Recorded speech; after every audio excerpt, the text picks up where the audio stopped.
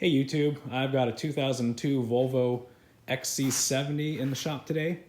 The customer complaint is the brakes are a little bit on the weak side, particularly when the vehicle is cold. Investigated this earlier and found that fuse 3 in the fuse box here. If you look, fuse 3 is for the vacuum pump. The fuse kept blowing. So earlier I was troubleshooting it and determined that the vacuum pump, which sits down below here, was shorted out, which is what was causing the fuse to blow out. So in today's video, we will go over how to install a new vacuum pump. Okay, so we've got the hood open. This is the air filter box on the driver's side of the vehicle. First thing that we need to do is we need to get this air box out of the way. So we'll start by loosening the clamp to the air intake. Just use a flathead screwdriver or a socket if you wish. Get that loosened. Little trick to get this popped off is to just take this plastic intake and kind of snap it sideways. Like so. And that's probably the easiest way to get that unfastened from the air box. Next up is the mass airflow sensor. So this is the release clip for that. It often helps to push the plug in towards the sensor before pushing the release clip. And if you have problems, you can use a little pick or use, like in my case, I just use my fingernail to pull up on that release and just slowly wiggle it out. The plastics here tend to be really brittle on these cars, so just be careful with that. All right. So from here, we've got the harness hooked into the top of the airbox lid. We'll need to take this Christmas tree fastener out. Okay, so a tool that's very helpful for this is a interior panel tool like this. This one's made by PB Swiss Tools, but you can certainly find cheaper ones at your hardware store or auto parts store. So what we'll do here is we'll use this to just gently remove the Christmas tree fastener that holds this harness to the airbox. Like so. Just get that out of the way. And then this just lifts off. Get that out of the way and unclipped. And then you just remove the airbox.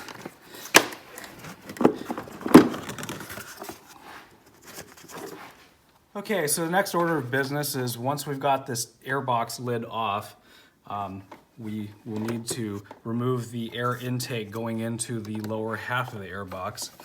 And this pretty much just clips into the front of the car right here, and it clips into the airbox. So with some gentle tugging, should just be able to get this removed from the vehicle. So we'll just set that aside. And the next order of business is to get this airbox out of the vehicle. Another note, since this is the air intake to the vehicle, you want to be careful that nothing falls in there. If you're not comfortable with that, you can just put a rag in there. Just remember to remove it later. So we have the turbo control valve right here. This is the last remaining piece here that needs to come out. So there's a tab right here. You could push up on it, and that should just release it from the airbox like so. So it's just a little clip. So once that's out of the way, this lower airbox should be ready to go. And for the most part, these just take a pretty firm tug in the up direction. It feels like you're breaking something, but what happens is these three clips right here are just releasing. They're plastic. It just sounds really bad, but it's really not as bad as it sounds. So just a gentle but firm tug up. Okay, with the airbox out of the way, we can see the airbox bracket. The vacuum pump is underneath this bracket, so this bracket needs to come out. There's three 12 millimeter head bolts that need to be removed.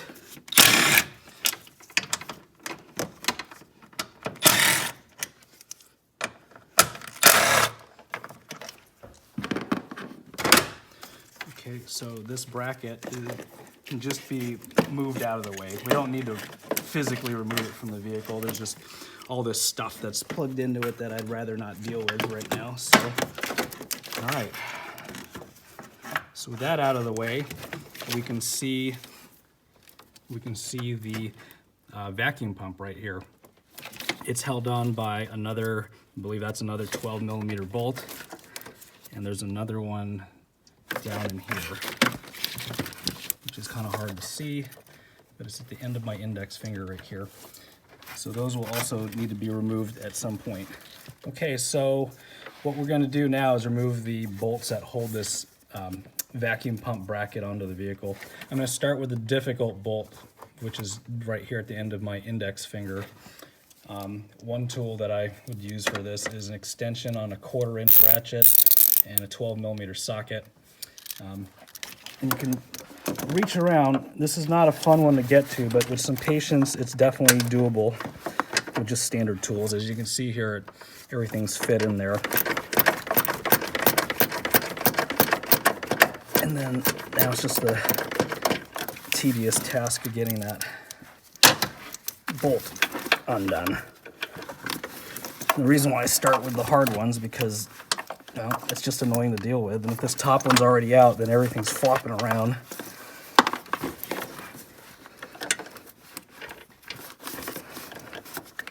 If you have an assistant with small hands, that's definitely quite handy as well.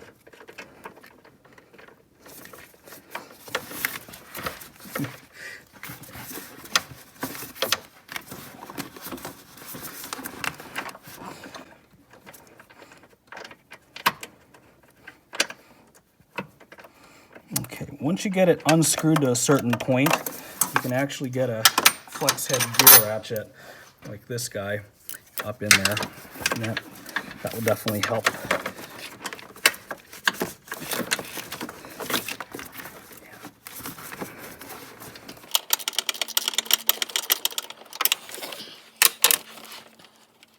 So the bolt's finally to the point where we can remove it with our fingers. We got one more here, which I'll use the power tool for. All right, so now we can move the bracket over to have a little better access to the electrical plug. As you can see right here. I like to remove the bolts for the bracket so I can tilt everything and make it more accessible for me. So that's a release clip. Push down on it and the plug should come off. All right. So pulling this guy up the rest of the way. As you can see here, it's kind of tedious, but definitely doable. We have the quick disconnect for the air line going, or the vacuum line going to the pump. This little green release here, you just push in on it and gently pull back and it should release from the nipple. All right, from here, we're gonna have to take this to the bench so that we can remove the pump from the bracket. All right, so we've got the pump and its bracket on the bench now. We'll just need to remove the pump from the bracket. So you'll need a couple of 10 millimeter wrenches or sockets or whatever you've got, and pretty easy here. Just break it free. All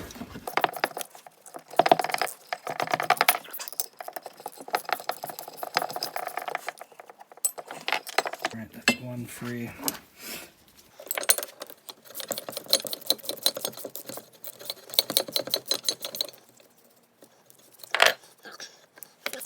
Okay, so with those two bushings and nuts off, the pump just slides right out. And as you can see here, this is the original pump that the Volvo came from the factory with. Genuine Volvo part, but as you can see here, there's the Hella icon. So since we know who made the factory part, we can go ahead and stick with that manufacturer. So in this case, it's Hella. We got this from FCP Euro, for about $175. And the nice thing about buying from FCP Euro is that anything you buy from them has a lifetime warranty. So I'll pull it out of the box here. And as you can see, the same. So basically, I will note something. The bushings that typically come with the Hella pumps is not compatible with the bolts or the bracket that comes out of the Volvo. So if you have these supplied, you'll need to remove them and use the original hardware. So just take those out, and the rubber bushing should just slide right out. This one's being a little more difficult, so we'll just use a screwdriver to help pull this bushing out. And then the rubber bushing should just slide right out. All right, so basically reverse of how we removed it. The Volvo bushings have little notches in them that line up with the pump. So we'll go ahead and do that.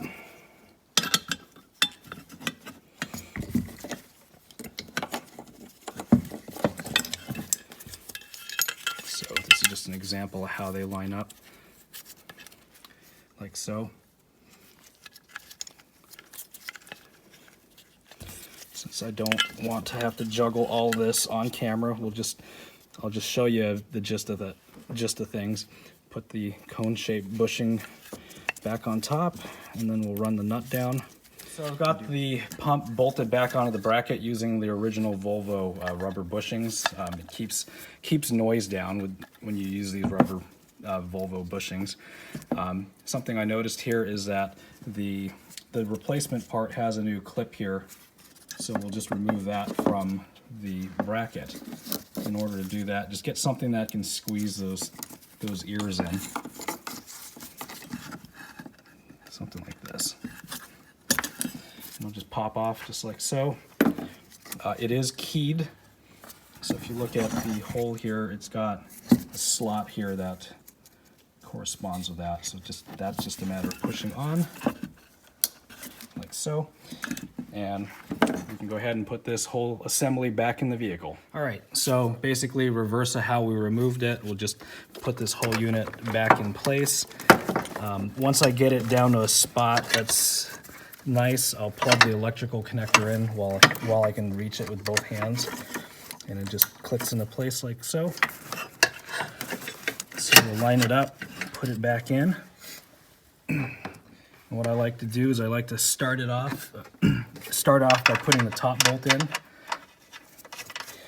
Not snug, just want to screw it in so that this bracket's not falling around while you're trying to get this difficult bolt in. Now, you might be able to just go by braille like I am and get the bolt started. Sorry for the poor camera work, but there's no possible way for me to get the camera in there with my hand. But I'm just trying to get the bolt started. You might have to jiggle the bracket around to facilitate that. But as you can see here, it's starting to go in. You can get it screwed most of the way in. All right, from here, we take our 1/4" drive ratchet again. And again, basically reverse to how we removed everything.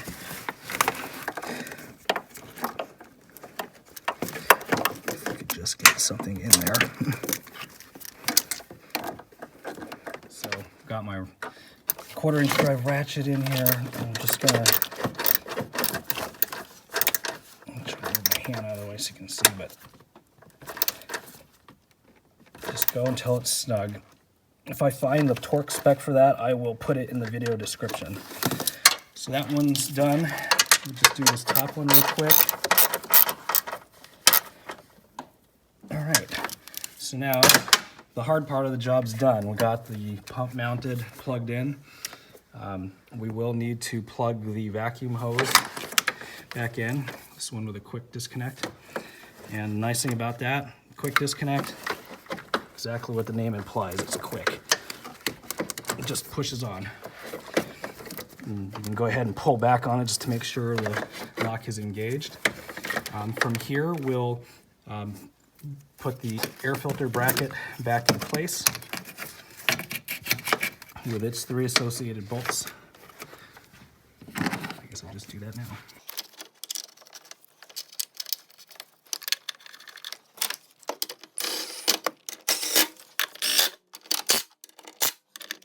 This is a really weak 3/8 drive Milwaukee, so don't worry about over tightening it with that, at least if you just give it small little bursts. All right, so from here, we'll just grab the air box and again, reverse the removal. Okay, so before we put on the air box, I guess I should discuss this little part here. This is the vacuum switch that controls the vacuum pump. What happens here is these switches fail, they end up getting stuck on. So then this vacuum pump ends up just running and running and running and running, sometimes causing your battery to drain. But ultimately, the problem that happens is that it just causes the pump to melt down. So even if the switch is good working at the moment, it's always a good practice to replace it. And since we have the air box out, it's pretty much easy access right now. So we'll go ahead and just undo the electrical connector to it, which is a little clip here that you push on it and it should just release. And then just keep in mind where the hoses are. Pretty simple setup. The one coming straight out of the bottom here goes directly to the pump. And then we have this one here going into the intake manifold. And then we have this one here on the other side that goes to the brake booster. And these hoses generally just pull right off.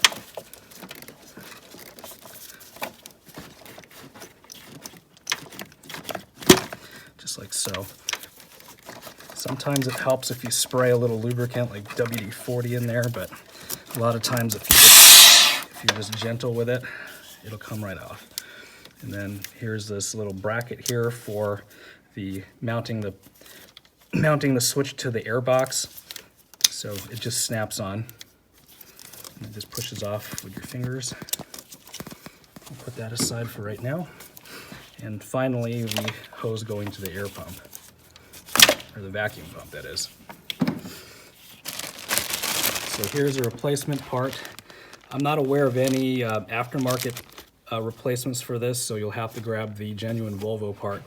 And this one costs approximately $75, also from FCP Euro, with a lifetime guarantee.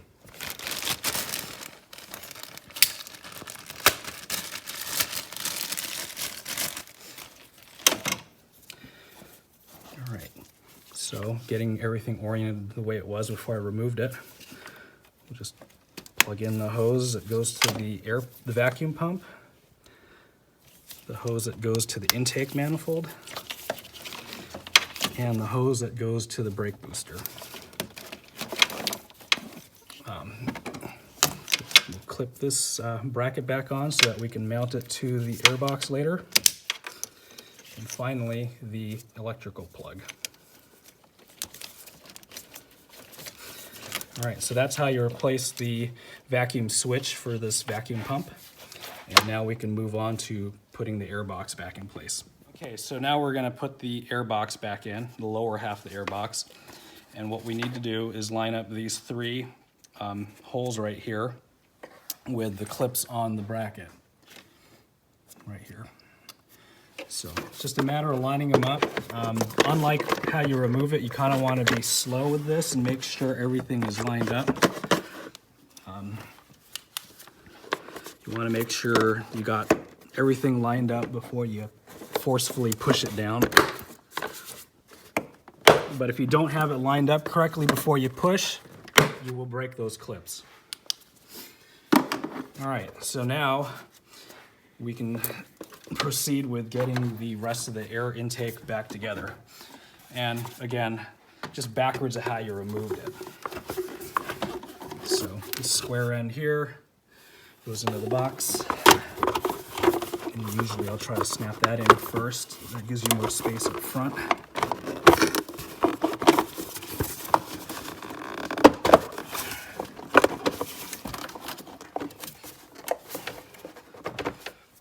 so we're in. Oh wait, this should snap in as well. And sometimes they don't. Yep, there we go. All right. So again, reversive removal. So the last thing that we removed before taking the air box out was the turbo control valve, and that just slips into the notch right here. So go in right here, snap that in place. We got the hose for the intake manifold that runs into this clip right here. The clip here that holds the vacuum switch is right there. And then we'll deal with this wire right here in a minute. So next step is to put the air filter back in and the top of the air box back in. All right, so good time to replace your air filter if your air filter is in need of replacement. So we'll go ahead and set that in. Next is the top of the air box. You want to make sure these pegs that stick out here line up with the corresponding holes on the air box bottom. So what we'll do here is we'll just line them up, push them in, and the lid should just drop down. If it doesn't simply drop down like that, it means something's not lined up correctly. So we'll just snap it back together. So that's good to go. We will now plug the mass airflow sensor wiring in. And what we'll do here is I'll route it a little nicer. Okay. And this little Christmas tree fastener just pushes back into this hole right here. And then the mass airflow sensor just clicks into place right there. Finally, it's the air intake for the engine. We want to make sure we take the rag or whatever we might have shoved in there out before we put it back together. In this case, I didn't use anything, so it's just a matter of snap fitting it back in. This is take a little bit of force, but just go slowly and eventually click in like so. And finally, we can run the hose clamp back down. Typically, they're oriented with the screw in the 12 o'clock position, like so.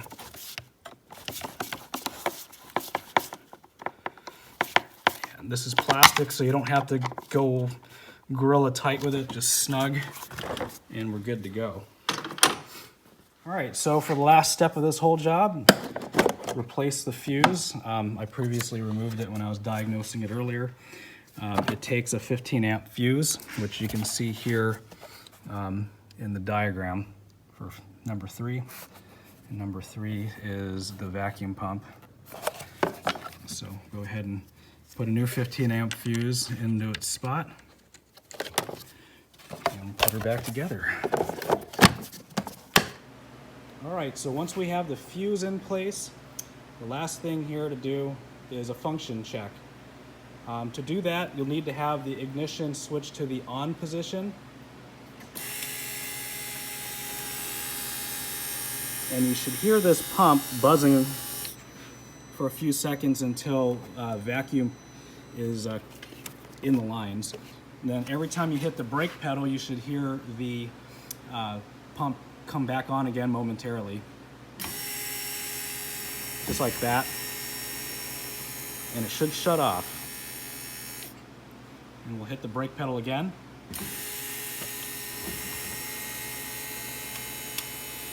We just want to ensure that the pump is shutting off after a few seconds. That means your hoses are on correctly, it's building pressure or vacuum, and the switch is working properly to shut the pump off once the vacuum is developed. So we'll hit the pedal one last time.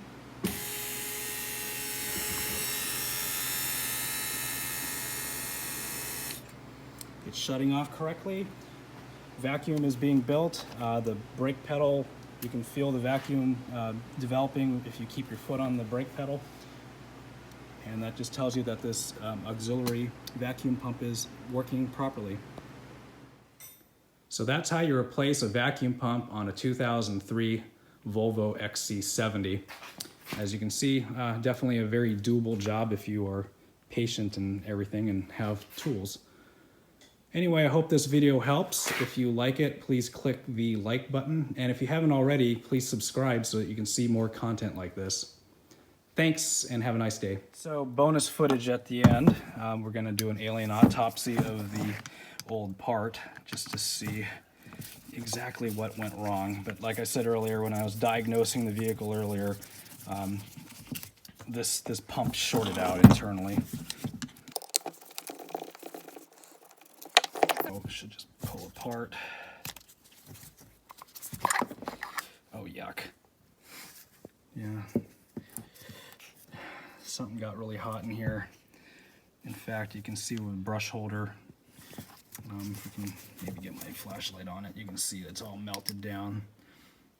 The commutator is all melted, the brush holder is melted. This guy got super hot and then just seized up. And all because these switches get stuck and they just don't allow that vacuum pump to turn off.